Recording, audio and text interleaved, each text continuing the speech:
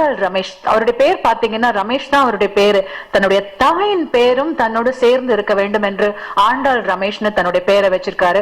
ஆண்டாள் ரமேஷ் தன்னுடைய குருவா மதிக்கிற, மனித நேயம் மிக அதிகமா இருக்கிற சந்தான பாரதி. ஏன்னா ஏன் சொல்றேன்னா, நான் நின்றுட்டு இருந்தேன், அவர் வந்து சேர் காமிச்சு என்ன உட்கார சொன்னார். அதனால சந்தான பாரதி வந்து மனித நேயமிக்க தன்னுடைய மகன் இப்ப வந்து ஒரு ஹீரோ, அவருடைய son is an upcoming hero.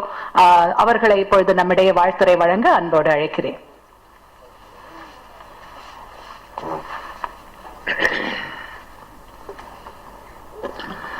மேடையில் அமர்ந்திருக்கும் திரையுலக நண்பர்களுக்கு என்னுடைய வணக்கங்கள். வாழ்த்து வந்திருக்கும் எல்லா உள்ளங்களுக்கும் என்னுடைய நன்றி, என்னுடைய வணக்கங்கள். ஆண்டாள் ரமேஷ் வந்து இதுக்கு முன்னாடி ரொம்ப நேரம் அதில் நான் ஆக்ட் பண்ணேன். அப்புறம் இவர் என்கிட்ட கொஞ்ச நாள் ஒர்க் பண்ணவர். ஆண்டாள் ரமேஷை பொறுத்தவரைக்கும் எதுவுமே முடியாதுன்னு எதுவுமே கிடையாது.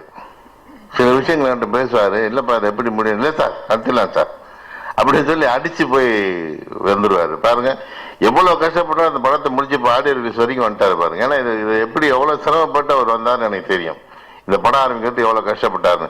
அவருக்கு உறுதுணையான இருக்கிற நாயகம் சார், அந்த ப்ரொடியூசருக்கும் நான் என்னோட வாழ்த்துறேன். ரமேஷ் வாழ்த்து வந்த எல்லாருக்கும் என்னுடைய நன்றி. உங்களோட வாழ்த்துறோடு சேர்ந்து என்னோட வாழ்த்து சேரட்டும். அதை பார்த்து நான் சந்தோஷம். நன்றி.